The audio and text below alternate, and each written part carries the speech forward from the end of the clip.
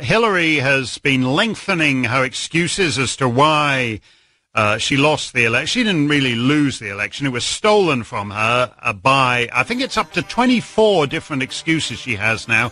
Number 24 is content farms in Macedonia.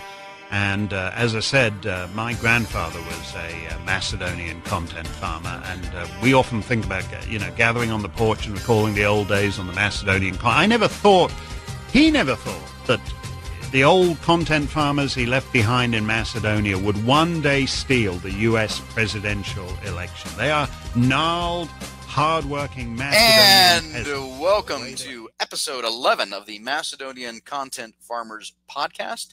My name is Jason Miko, coming to you from the foot of the Catalina Mountains in sunny Oro Valley, Arizona. And this is Cvetin and Jason. I'm calling in from Skopje, the foothills of Mount Vodno, snow-covered right now, as apparently befits a country called North Macedonia. Well, we kind of have to laugh, otherwise we would cry and do things that we don't want to do. Today is, we're recording this on Friday, January 25, 2019. The Greek Parliament has, Alexis Tsipras, the Prime Minister, has cajoled and coerced enough members of Parliament into passing the so-called Prespa Agreement. So our friends in the Greek government, our friends in the Macedonian government, our friends in NATO, the European Union, the United States of America, in the think tanks, academia, media, etc., doing their, and who else? John Bolton. Exactly. Yes, they're all doing their victory dance, squeaking "Peace in our time" in a Neville Chamberlain-esque way. And so, Cvetin, I just want you to know I've been collecting screenshots of a lot of these tweets because I think they'll be useful in the future when it just doesn't quite work out the way they all said it would. I mean, Nikola Dimitrov, the alleged foreign minister of the Republic of Macedonia, today wrote, he says, "Today we write a new chapter in the history of the Balkans. Nationalist hatred, disputes, and clashes are now replaced by friendship, peace, and cooperation."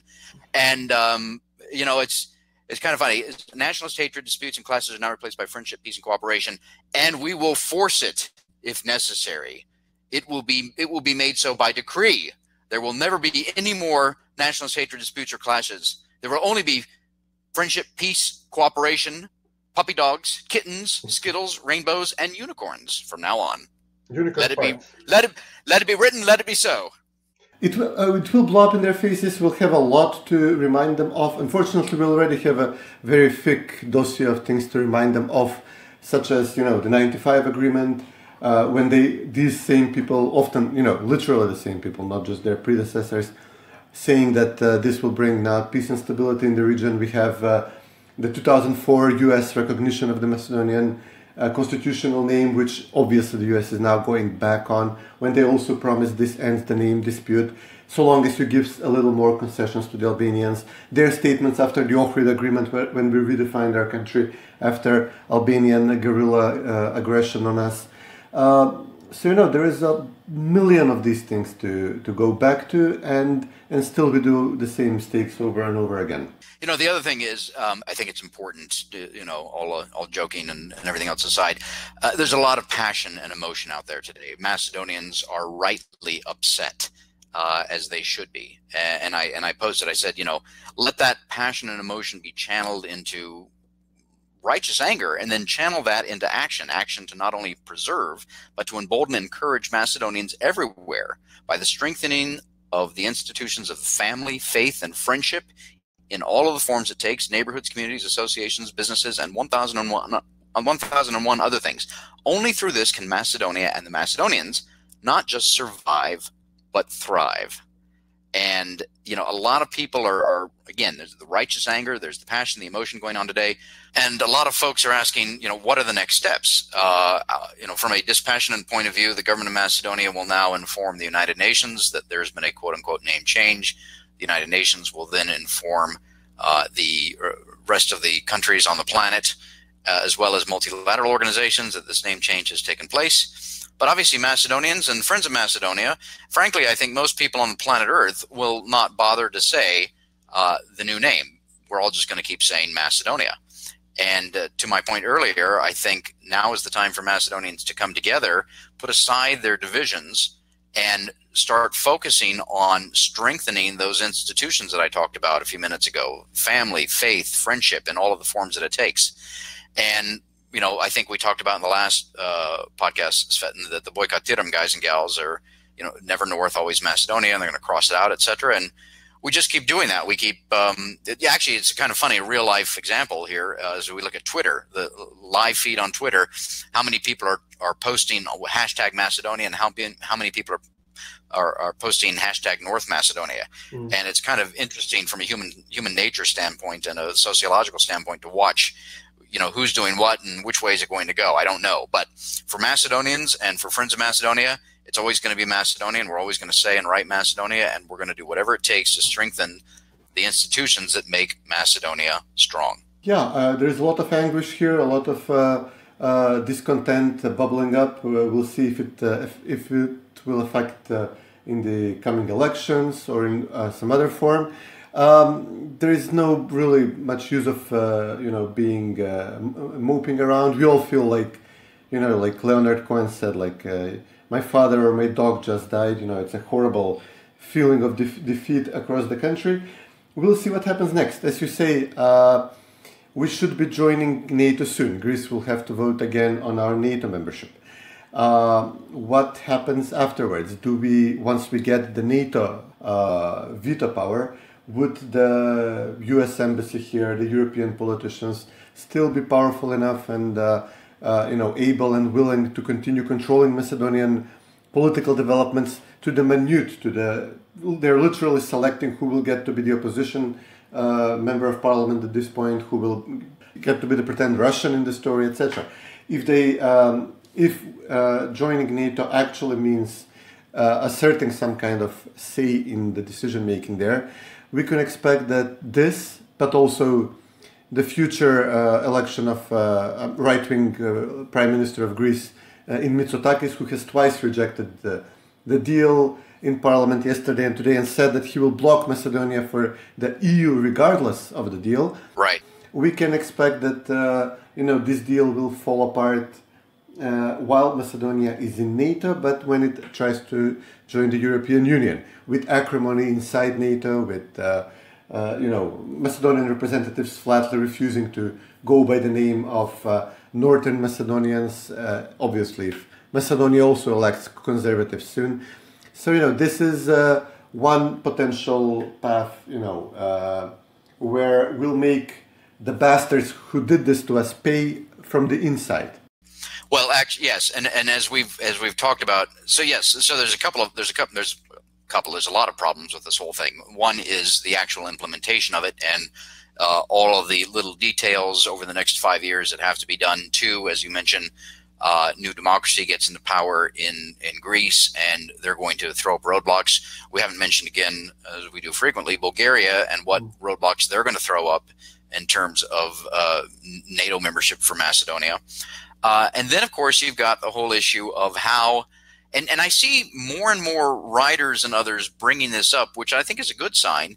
And again, as we've talked about and we've written about, the whole concept of democracy and the whole the democratic institutions in Macedonia and in Greece have been severely damaged, along with the reputation of NATO and the European Union and the United States of America. Their reputations have been thrashed amongst Macedonians. But the damage that has been done to the concept of democracy and institutions of democracy is going to be very difficult to undo. There was actually a Greek writer, I don't have his name here, but writing in Time magazine that talks about the political process and the problems there in both Greece and Macedonia, and how Tsipras and Zaev achieved their quote-unquote majorities barely in both through bribes, threats, intimidations, amnesty, etc. Let's see, as I'm scrolling down here through, the fact that in both countries it was massively unpopular. So there's no public support for the so-called Prespa agreement in either Greece and Macedonia. And how you achieve peace and sweetness and light eternal, as Nicola says, when the populations of both countries hate it. I don't know. You can't force people to like each other. You can't force people to love each other. Yeah, this was a rare article which actually explained how members of parliament in both countries were bribed and blackmailed in Macedonia with criminal charges drummed up, particularly for this goal to get to the majority, and how it's because the populations rejected it. Macedonians rejected it in the referendum, and Greeks did not even get a referendum. So again, one option is that we reassert, nationalism erupts again in both Macedonia and in Greece as response to this. The other way, obviously, is that, death by 1,000 cuts, daily indignities, daily assaults on the Macedonian identity lead to, as you mentioned, there's the Bulgarian agreement under which we are supposed to begin identifying ourselves as Bulgarians, shared history, shared historic figures. Bulgarian politicians and historians will start writing Macedonian history books. The Bulgarian government and the Greek government will have a say in Macedonian public discourse. So if you insist on spreading a point of view on history or on current developments which does not sit well with Athens or Sofia, they will have all right to block us from saying this and threaten us, if you don't shut this person up, your EU accession talks will suffer. So again, this is also going to backfire even to the Greeks who wish this to happen, because this path lies a Macedonia divided in a Macedonian/Bulgarian east and central part, Albanian west, with no fixed border, which is always a recipe for civil war in the region, or an enlarged Bulgaria, which will then, Bulgaria also has certain claims on the heritage, the history, and especially the rights of Macedonians, which it considers Bulgarians in modern Greece. So, Greece might find itself facing a greater Albania and a greater Bulgaria as a result of this process, and not largely friendly buffer state, which Macedonia was for a very long time, discouraging all other nationalisms, keeping war away from several hundred kilometers away from the Greek border when Serbia was in war. And the collapse of Macedonia may actually create a lot more problems for Greece, even though Greeks were wishing this would happen for so long, publicly. And thank you, Cvetin. You bring up a very good point about nationalism. I was just alerted an hour ago to an article in the UK's Guardian today, signed by 30 quote-unquote top intellectuals decrying quote-unquote nationalism. And they actually write, well, two things. First of all, the title of the article, "Fight for Europe or the Wreckers Will Destroy It," which I find fascinating because wrecker is a Soviet-era term to decry nationalists. Kulaks and wreckers. Yeah, kulaks and wreckers. Yeah. Saboteurs, innocent people. So the Soviet Union labeled them as wreckers, which was the translated word. And now this group of quote-unquote 30 top intellectuals is using this word wreckers and applying that to nationalists and people who actually believe in their identity and the concept of sovereignty and the nation state. And these 30 top intellectuals write, quote, "Never mind that abstractions such as, quote, soul and, quote, identity often exist only in the imagination of demagogues." Wow. So these 30 top intellectuals are believing that identity is an abstraction and it's only in the imagination of a demagogue. And I find that just incredible. They must all be atheists, number one. But that leads me to another atheist, not just George Soros and his Open Society Foundation, but one of his employees in Brussels, Sergen Cvetic, I believe is how I pronounce his name. He writes a recent article. It's 20 some odd pages. It's all about, quote unquote, he calls it North Macedonia.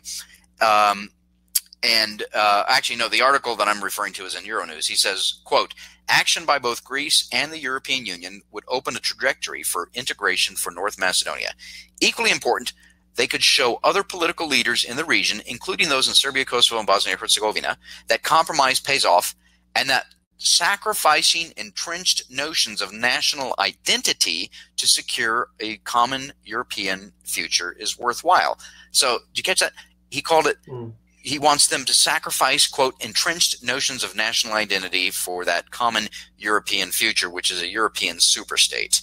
And that's the direction that Europe, and to a lesser extent America, is going towards a national, and they actually call it a sovereign Europe, as if it's a state of its own, which it is not. But that's the idea behind the European Union, where nations give up ever more of their sovereignty for ever closer union in a European superstate ruled by imperialists located in Brussels.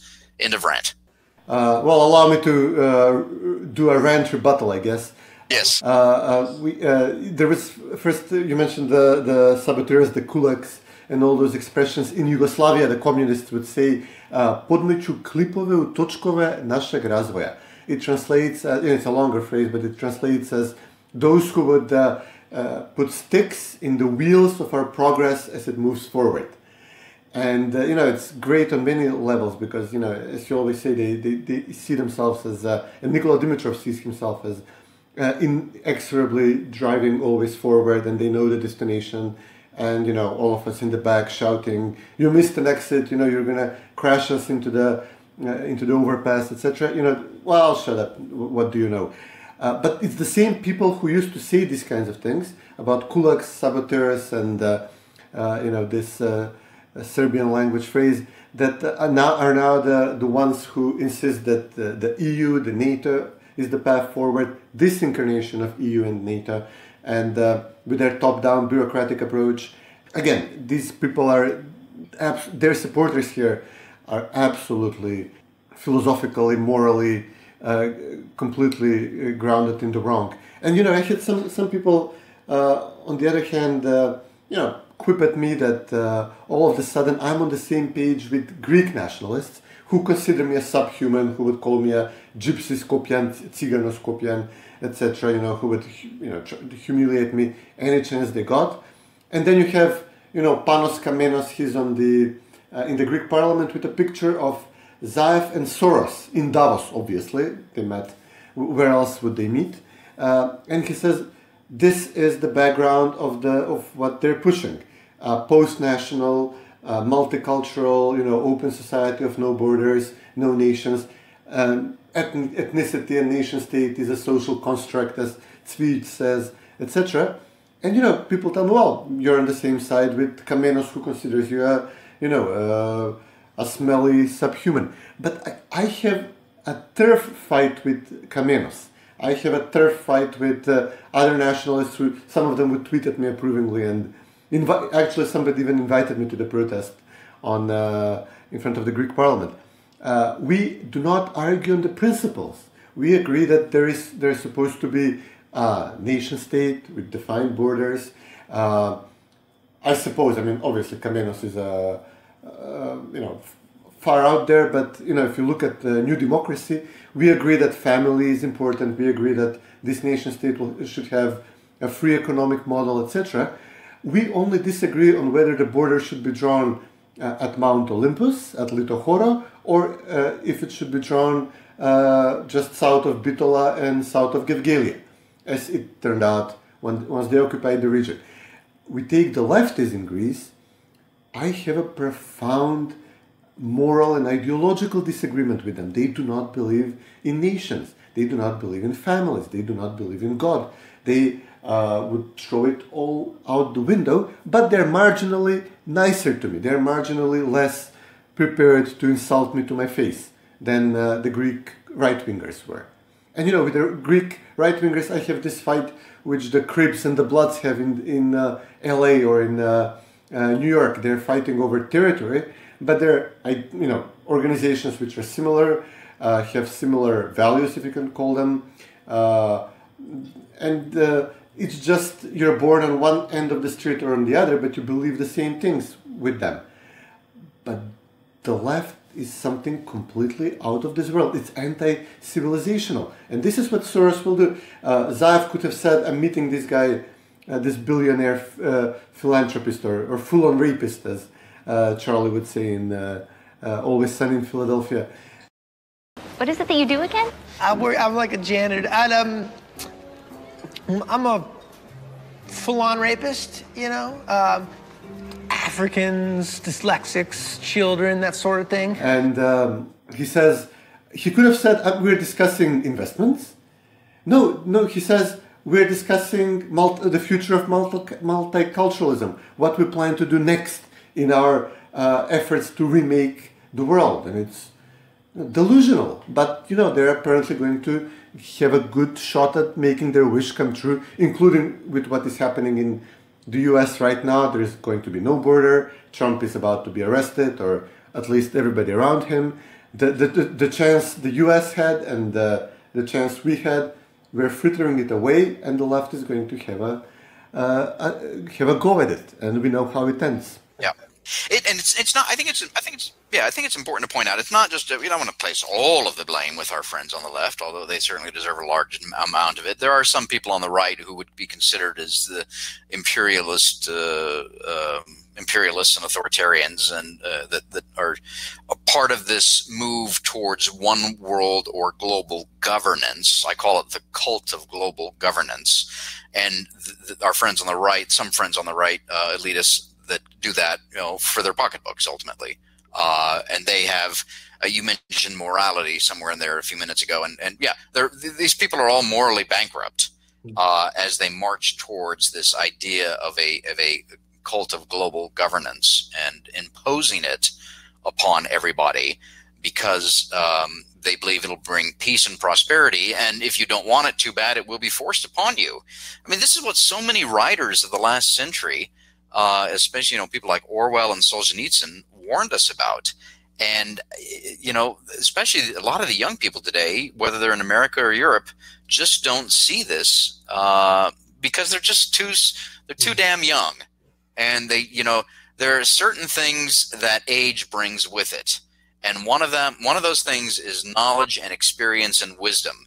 And here's the funny thing about that. You actually have to live a number of years before you can have experience and knowledge and wisdom. It doesn't come at age 25 or age 29, AOC. Oh God, now she's going to call into this podcast to call us out. She's calling out all the media outlets. What? AOC, you noticed? She's actually like best friends with Trump. How they go against the Washington Post together. I guess at one point we might actually have a Trump-Cortez ticket in 2020. But yeah, I mean, obviously the US is going to give it a try. Especially with demographic changes, with I think this was the last chance. Trump was the last chance. And, for me, at this point, it's very important to be proven right.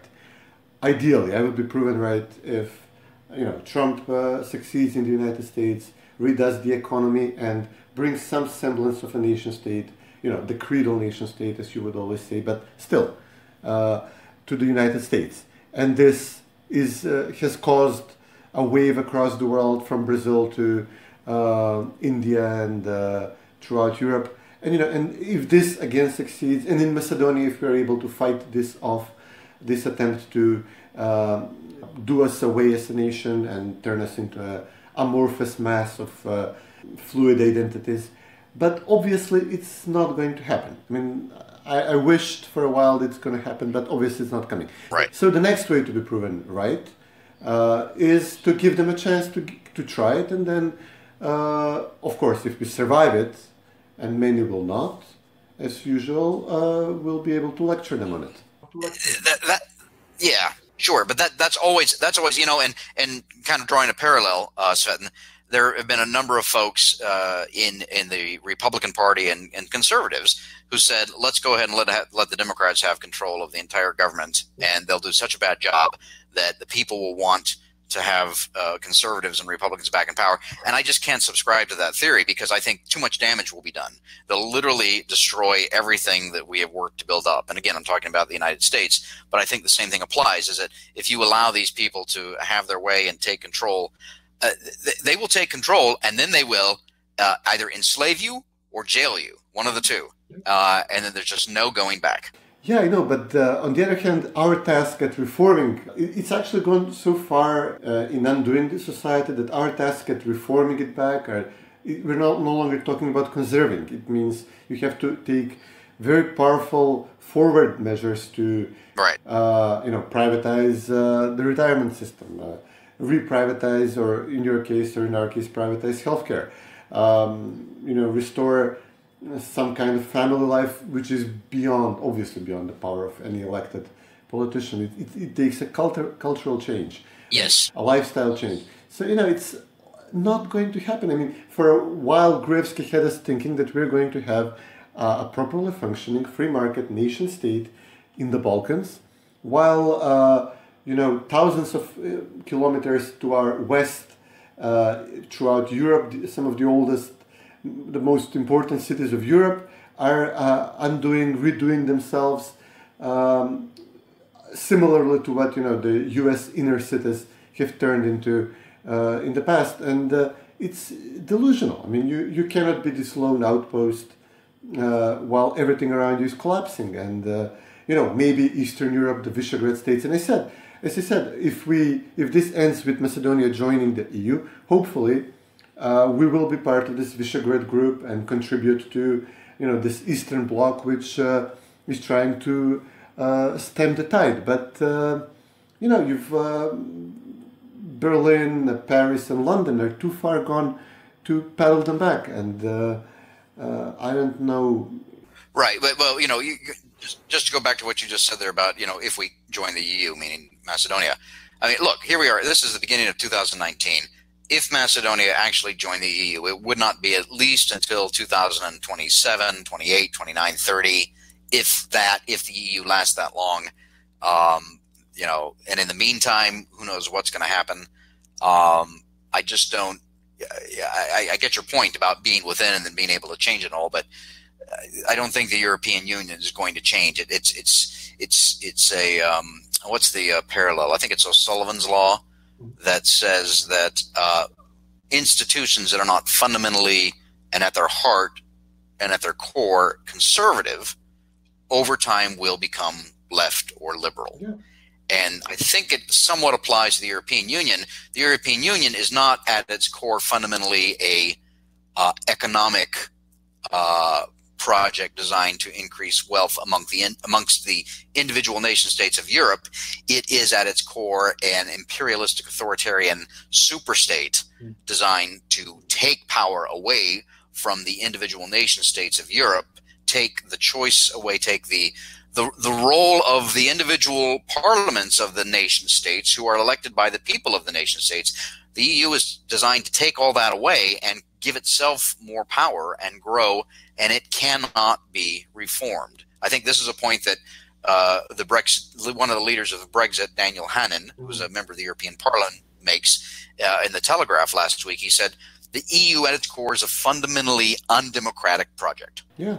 At the start, if somebody tells you, well, we're doing a free market zone between all of these split countries of Europe, and, what's there not to like for a conservative free marketeer like you and me? Right, absolutely. But then fast forward 20 years, and suddenly they have a flag. They want to rise at the flagpole, and they have an anthem, and you're saying like, excuse me, did we take a wrong turn along the way? It's unrecognizable from what it was supposed to be at the start. And again, what do we contribute to EU as a member? What does it do for us? It's nothing. The benefit of the deal, which everybody insisted on. As for NATO, we would join all NATO missions, American-led missions in Iraq, Afghanistan. No questions asked, to the highest extent of our abilities. Now Macedonians detest NATO after NATO decided to have, the US decided to have Albanians in Macedonia, and this godless post-national communist, I don't want to waste the word elite on them, as their allies, and to undo Macedonia as a nation state. As for EU, we're part of the free market, we trade with them, we travel there. Loads of people work in Germany, even though we do not have direct access to their labor market. But, I was just talking to somebody this morning. Yeah, sure, couldn't figure out a way to live here, to work here, went to Germany. No papers, nothing. They're just going there and working. So what else do we get for all of this? Grief. All this regulation applying to us. We're losing our country and we get nothing.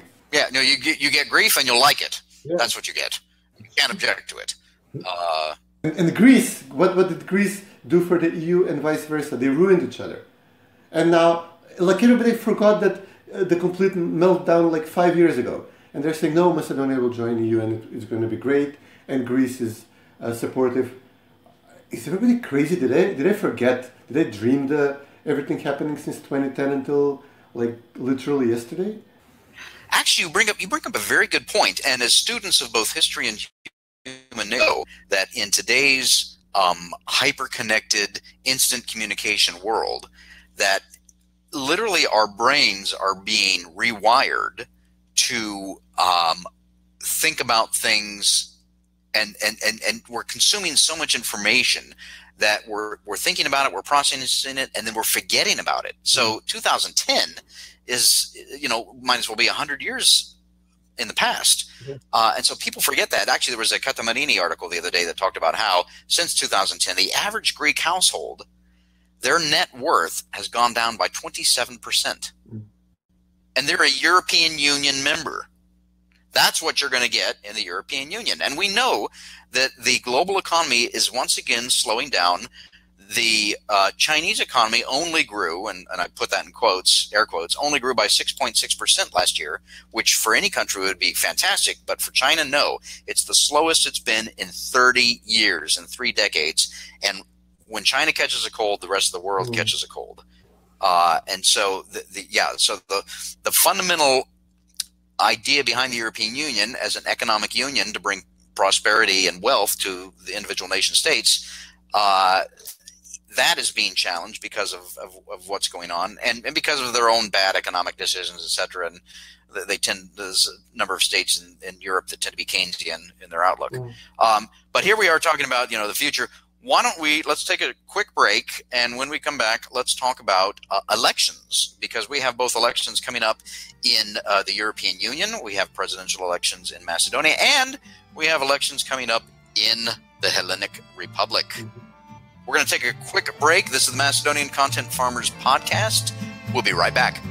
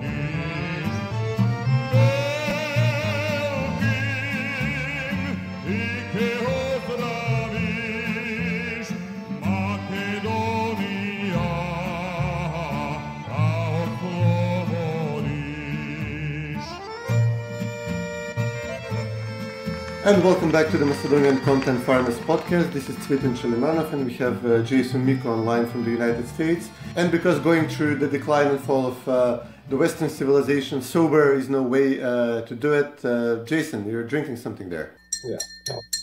Yeah, well, during the break, I ran into the kitchen, and mastica is the official drink of the Macedonian Content Farmers Podcast. This week, here. I am drinking a lovely glass of Tchaikovsky mastica. There aren't a lot of producers of mastica in the Republic of Macedonia, but this one, Tchaikovsky Wines and Spirits, little village Krnjevo right outside of Kavadarci. My friend Biljana, her father makes this, and this is just. Can you smell that? Absolutely. No, you can't. You can't. This is a podcast. You can't. But let me just taste this. Man, oh man! Again, and every time I have a sip of mastica, I am instantly transported back to Macedonia in thought and in spirit. Let's talk up on it. Greeks will be demanding that we rename it as Suzo pretty soon. Use their flag. Well, I'm looking at my bottles of Grozd Mastika and Trakovsky Mastika, and they both say "Made in Macedonia" or "Product of Macedonia," and I'm just wondering, when will the stormtroopers of the Zaev government come in and demand that they relabel those products? But anyway, that's another subject for another time. We said we were going to come back and talk about elections. Let's do this in a calendar order. And since the Greek elections could be as soon as March or as late as October, and I think that the fact that Tsipras got the Prespa agreement through Parliament in the fashion that he did, through strong-arming folks, we don't know the extent of bribery and corruption. I'm assuming it's even greater than the degree to which it was in Macedonia. But he's going to suffer. And a lot of people have said he's going to suffer, and everybody knows that, and he knows that, and Mitsotakis at New Democracy knows that. So they could have elections as soon as March, I think, and the expected outcome is what? Is New Democracy to be the new government of Greece, correct? So then the only question is, when New Democracy wins, do they have 150 plus seats out of the 300 unicameral legislature, or do they have to do a coalition with somebody? That's going to be the big question. And I think we see. I think she's angling to come back as foreign minister.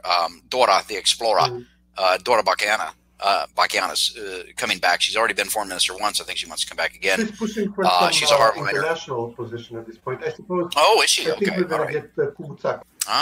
Okay, all right. Well, yeah. So anyway, so Greek elections coming up soon. Macedonian elections, I understand that the two main parties, Citizen and Vumro de Pamene, are both, at least Vumro has a transparent process in place. And correct me if I'm wrong, whoever wants to run has to say they want to run by the end of this month, and then middle of next month, February, there will be a Congress to choose that candidate. Is that correct? Yeah, absolutely. So far we have one candidate, Vlatko Đorđev, is out and running. He's a strong conservative. He's a good Macedonian patriot. He was leading protests and organizing for Macedonian issues since he was in high school. I know him since those days, and and also married to an American, exceptionally attuned to the American conservative scene. He is certainly one option we could look into, depending obviously which scenario begins to develop in Macedonia. Do we try to make the best out of this, or is this going to go south? He could be useful either way, honestly, in my opinion. So far, no other candidate has announced a nomination, and they would have to hurry up if anybody wants to challenge Vlatko for this. Yeah, well, I know Vlatko has been, and Vlatko's been a friend of mine since 96, 97. So I've known him for over 2 decades, and I agree with you. I think he's smart. He knows the system. He's conservative. He's pro-life. He's pro-family. He loves Macedonia. He will defend Macedonia. I will certainly. I would support him if I could vote there. I can't. And as you said, he's the only one out there. But he's also getting support from other figures in Macedonia asking for support, which is what you do when you're running for office. You ask for support. But switching over to Citizen and Dewey, we've heard a couple of names. I think you mentioned the other day, or maybe it was somebody else, that Zaev always goes back on his promises. So he might even go back on his promise not to run for president and might run for president. What's the latest that you hear there? The way things are going now, he's apparently preparing Oliver Spasovski, the despicable interior minister. Spaso? Yeah. Proliver, as we call it, and he would be basically the Zaev candidate in this race. But Nikola Dimitrov is giving interviews left and right, trying to capitalize on this big win as he sees it. So he would obviously, this would not sit well with him.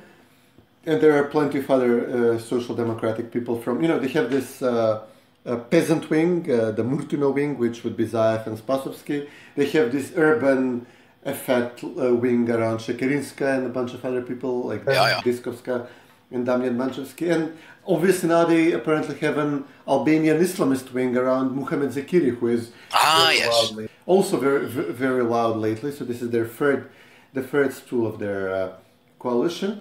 This evening, they're discussing whether they would agree to the Vimera demand that there is also early general elections together with the presidential elections. And the main, criticism of Vlatko's campaign so far has been that maybe he should not run, and maybe Vimera should boycott the elections. And once the presidential elections fail, then as the referendum failed, and obviously without Vimera, SDSM and DUI cannot count on a 40% turnout, which is requisite to elect the president. So if the presidential elections fail in April, this would mean that another political crisis, and then this would lead to early general elections. But SDSM could pull the trigger as early as this evening and decide to hold early elections, general elections anyway, in which obviously there will be a presidential candidate on Vimera and on SDSM as well, and give Macedonians a chance to wipe the slate clean, which is badly needed at this point. I get that. I think it's a risky strategy in that okay, let's say you boycott the presidential elections, you don't get the turnout of 40%, but then, Jafari becomes the actual acting president for how long it takes to organize elections again. And I think he's already done damage. He's going to continue to do damage. He would do more damage as acting president. And how long could that go on for? I don't know. Something to think about. Yeah. And then we've got Bessa and the Alliance, who are going to want to have their own candidate if they can agree, or field their own, or field a joint candidate or their own candidates, which I think is going to further divide the Albanian bloc. Oh, the situation here is despicable, as you could imagine. We have Zakiri in the name of SDSM, the Albanian wing of LSDM, as it's called in Albanian. He's arguing with DUI over which candidate would be the greater Albanian, and they're literally at this point they're dragging out this horrible Yugoslav foreign minister who did not want to even have an independent Macedonian state, but we had him as foreign minister, whose father wrote the anthem of Macedonia, but who is now prepared to change the anthem his father wrote, and all these things. And they're now discussing whether his mother was really Albanian or not, and if she was, they're literally counting red blood cells. It's bloody hell. It's horrible.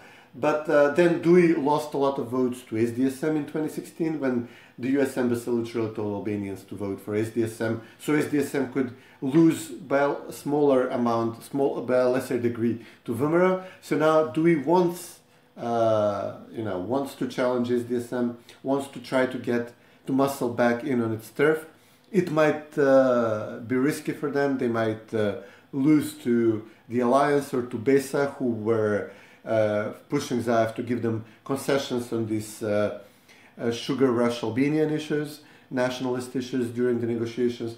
So it's all, half of me really wants to go the boycott way and just ignore the whole thing and, sip mastika somewhere and watch it all burn down, as it inevitably will. On the other hand, this is where they would always get us. We have this drive in us to try to build the country and protect the country, unlike the left and obviously the Albanian politicians here. So, the people voted for Vimera, did not betray Vimera. The people voted for, boycotted the referendum, did not give up the name. And it would be a dereliction of duty if, abandon the majority of Macedonians here who have no other place to go and would be stuck with the consequences. So this is the choice: mitigate the horrible consequences, or just say screw this, I'm out of here. Just can't wait for it to blow up. Well, at some point, somebody's going to win the presidential race in Macedonia, and I would hope that everybody, from our side, looks at it from a strategic standpoint and works through these processes to figure out what's the best course of action. But beyond that, and those elections will take place, I think the rumor is late April. But we also know that the European Union elections, which changes the parliament and then affects the council and et cetera, will take place in May, over a couple of dates in May. I forget the dates. But I want to go back to this Guardian article that I referenced earlier by these quote unquote 30 top intellectuals, because they write about it. And this is what they say. They say, quote, "This is the noxious climate in which Europe's parliamentary elections will take place in May. Unless something changes, unless something comes along to turn back the rising, swelling, insistent tide, unless a new spirit of resistance emerges, these elections promise to be the most calamitous that we have known. They will give a victory to the wreckers. A politics of disdain for intelligence and culture will have triumphed. There will be explosions of xenophobia and anti-Semitism. Disaster will have befallen us. The sky is falling. The world will be ending in 45 minutes." That last part, I just my own added commentary on that. So yeah, they're worried obviously about the Hungaries, the Polands, and the Italys of this world. They're worried about Hungary and Poland, the countries with the growing economy and no terror attacks, and they're not worried about the meltdown further west. I mean, it's unbelievable. The one thing I care about right now, again, under my first scenario, under which we try to mitigate the damage to us, but bring the pain to the people who caused this in their cherished institutions in Brussels and Washington and NATO in Brussels. I was counting how many seats would we get in the European Parliament, and I see Latvia, for example, is similarly sized to Macedonia, and it has 10 seats. I imagine it will be far less. I thought like 4 or 5. 10 seats actually in a protest election, which would happen, obviously not for this European Parliament, but in the next one. I'm pretty sure we would get about 6 or 7 very angry, very solid pro-Visegrad votes out of this. And then 2 or 3 Albanians who would, by all account would be Islamists, or if Muhi has his way, or these Turkish-style Islamists of Besa. So yeah, we would make a very fine contribution to the EU, and I can't wait for this. Yeah, well, we'll see. There's going to be a lot of talk and bluster and everything else coming up in the lead up to those elections, and it's always going to be fun to watch. Well, I think we're running over our planned length for this episode. Are we going to do the farmers' picks? Are we going to? No, I think we're going to have to postpone farmers' picks to next week. Yeah. Okay. Bloody hell. It's been great talking to you as always. I think we've covered a lot of ground. Who knows what the future holds, but we do know that it will always be Macedonia. And I know we'll be proven right, because everything the other side is pushing for runs against everything we know about human nature and how people react, and it's just going to end badly for all involved. And on that happy note, Cvetin, it's been great talking with you, and look forward to talking to you again next week. You too, buddy. Take care.